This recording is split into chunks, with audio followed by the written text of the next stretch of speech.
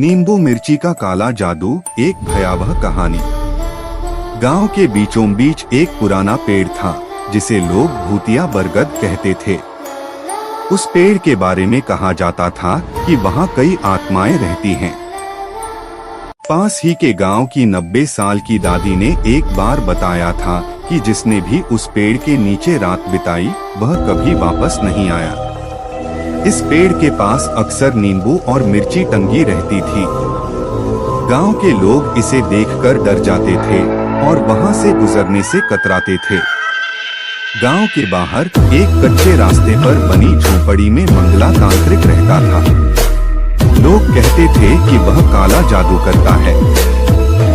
उसके घर के दरवाजे पर हमेशा उल्टा नींबू और मिर्ची लटकता रहता था। गांव में जब भी कुछ अनहोनी होती तो लोग मंगला के पास जाते। वह झाड़ फूंक करता, मंत्र पढ़ता और नींबू मिर्ची के जरिए लोगों की समस्याएं सुलझा देता। लेकिन जो उसकी बात नहीं मानता उसके साथ कुछ न कुछ डरावना जरूर होता। कहानी की शुरुआत। रमेश गांव का एक जवान लड़का शहर में पढ़ाई करता था। वह गांव के पुराने अंधविश्वासों पर विश्वास नहीं करता था। गर्मियों की छुट्टियों में वह गांव आया। एक दिन उसने मंगला तांत्रिक को नींबू मिर्ची के साथ कुछ करते हुए देखा। उसने हंसते हुए कहा, दुनिया चांद पर पहुंच गई है और आप लोग अभी भी नींबू मिर्ची में उलझे हो। मंगला ने रमेश की बात सुनी और चेतावनी दी, ज्यादा जुबान मत चला वरना अंजाम बुरा होगा। रमेश ने मंगला को नजरअंदाज किया और पेड़ के पास जाकर नींबू मिर्ची को उठा लिया। वह इसे अपने दोस्तों को दिखाकर मजाक बनाना चाहता था।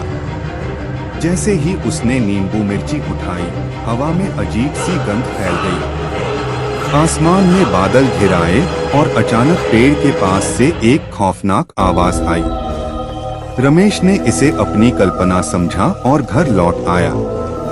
डरावनी घटनाओं की शुरुआत। रात को रमेश जब सोने गया तो उसे सपने में वही पेड़ दिखा। पेड़ के नीचे एक परछाई खड़ी थी।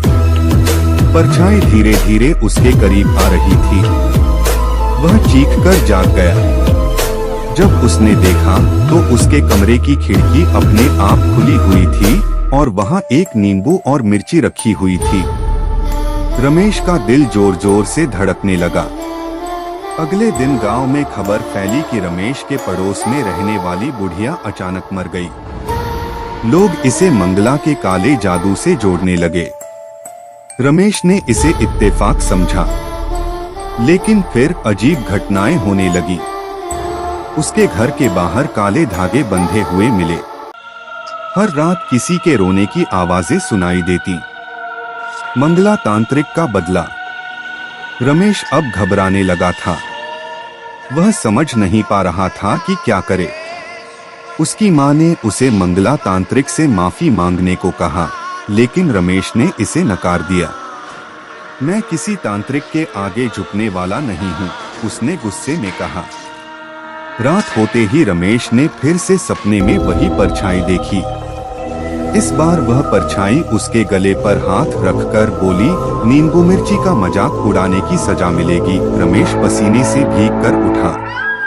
अब उसे एहसास हुआ कि यह मजाक नहीं था। भूतिया बरगद का रहस्य।